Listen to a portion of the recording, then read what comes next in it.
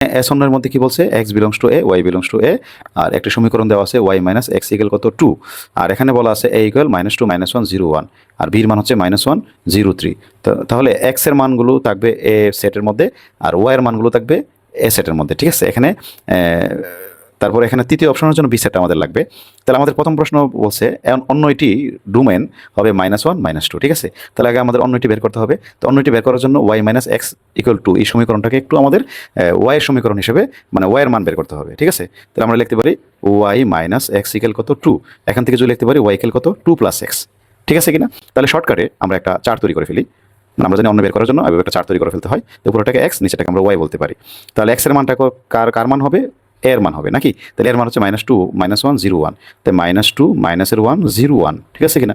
আমরা এগুলো এভাবে লিখে দিলাম। তারপরে আমরা এই যে সমীকরণটা আছে y ইকুয়াল 2 + x, এখানে x এর মানটা বসাবো। তো x এর মান যদি -2 বসাই, তাই 2 সাথে যোগ করলে কি হবে 0 হবে, -1 বসালে কত হবে 1, 0 বসালে 2, আর 1 বসালে কত হয় 3 হয়। আমরা কিন্তু মুখেই করতে পারতেছি, ইচ্ছা করলে আমরা ক্যালকুলেটর ব্যবহার করতে পারি আমরা। তাহলে আমরা পেয়ে গেলাম y এর মান। তাহলে এখানে আমাদের অন্য এটা কি আছে বলো তো। আমাদের অন্য এটা হচ্ছে কত, -2 0 -1 1 0 2 1 3, কিন্তু y এর মানগুলো কার মধ্যে বিদ্যমান হবে, এর মধ্যে। তো আমরা দেখি তো এই যে y এর যে মানগুলো পেয়েছি 0 1 2 3, এই মানগুলো এ সেটের মধ্যে আছে কিনা। আমরা কিন্তু 3 মানটা কিন্তু দেখতে পাচ্ছি না, ঠিক আছে। এই 3 মানটা কি এর মধ্যে আছে, নাই। তাহলে এই 3 মানটা নাই, তাহলে আমাদের এই অংশটা কাটা যাবে, ঠিক আছে। তারপরে আমরা দেখো 2 মানটা আছে কিনা, 2 মানটাও নাই এ সেটের মধ্যে, তাহলে আমাদের এই 2 না থাকার কারণে এই অংশটা কাটা যাবে। যেহেতু নরবৃত্তি করতেছি আমরা, তাই আমরা কেটে ফেললাম, অন্য কিছু লিখতেছি না, শর্টকাট। তারপরে 1 মানটা আছে এবং 0 মানটাও আছে, তাহলে এই দুইটা হবে আমাদের কি অন্যই। তাই অন্যের মধ্যে ডোমেনের মান কোনটা, ডোমেনের মান হচ্ছে x এর মানটা। তাহলে x এর মান কত, -2 -1। তাহলে দেখো তো কি বলছে, -1 -2, আগে পরে বিষয় না। তাহলে এক নম্বরটা আমাদের সঠিক, বুঝতে পেরেছি। এই দেখো অন্য বের করে আমরা x এর মানটা কত পেলাম, -1 এবং -2, তাহলে 1 নং সঠিক। 2 নং বলছে অন্যটির রেঞ্জ হচ্ছে 1 0, দেখো তো রেঞ্জ 1 0 কিনা, হ্যাঁ 1 0। এই যে রেঞ্জ মানে হচ্ছে y এর মান, তাহলে রেঞ্জ হচ্ছে 1 0, এটাও সঠিক, বুঝতে পেরেছি। 3 নং বলছে P of A intersection B এর উপাদান সংখ্যা কয়টি হবে, 4টি হবে। তা প্রথমে আমরা এ ইন্টারসেকশন বির মানটা বের করব।